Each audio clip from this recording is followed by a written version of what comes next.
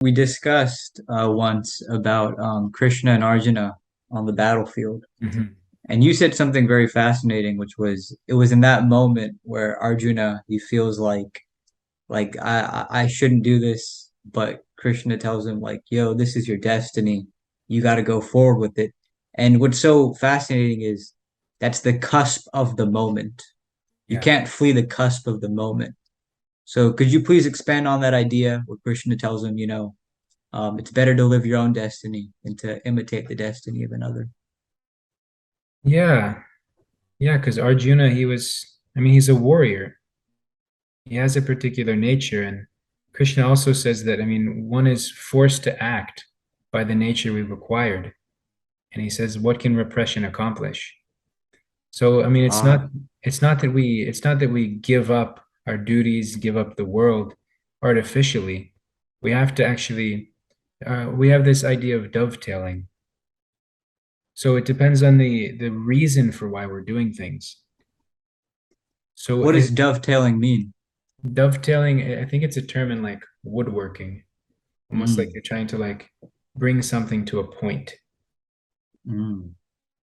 like two pieces of wood. You're kind of like somehow connecting them together and they make one distinct point. The pinnacle. Yeah.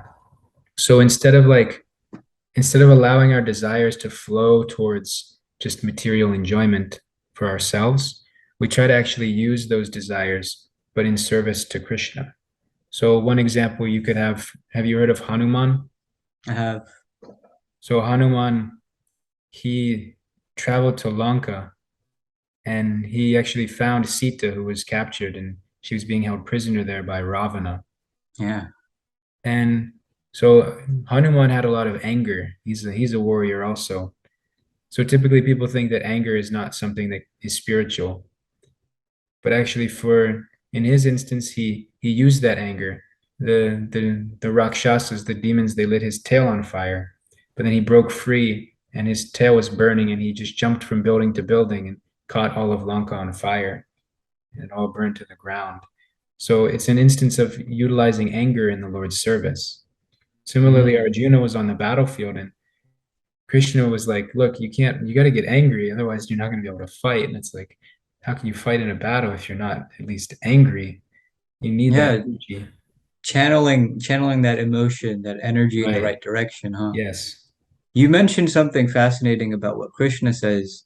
What can repression accomplish? I think that's so deep because I have to think about that. Like, really, what can repression accomplish? Like, if you enslave yourself, if you limit yourself, what can you do?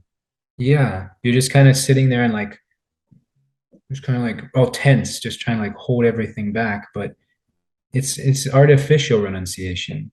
I mean, if Yeah. it's different if one is actually renounced from the world.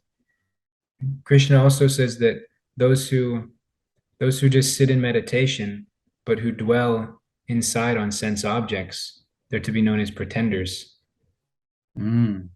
So it's like people who might like they might want to get away from all their troubles, so they might leave their duties, but that's different than one who's actually fully ready to give up the material world.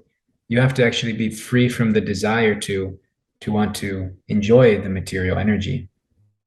That's the test of whether one is qualified for renunciation. Do you think it is the destiny of all mortals to renounce the world? Yes, at some point, actually, that's Krishna's instruction to us. So we might not be there yet, which he was telling Arjuna. He said, telling Arjuna, you're not at that position yet. Your position right now is to fight according to my instruction. So if you do that, gradually, eventually, you get to the point where you're done with your material duties. All your attachments are finished. You're not actually attracted to the material energy anymore, and you can fully absorb yourself in spiritual consciousness. Mm. And That is very fascinating. at that point, you can be in the world, but you're untouched by the material energy.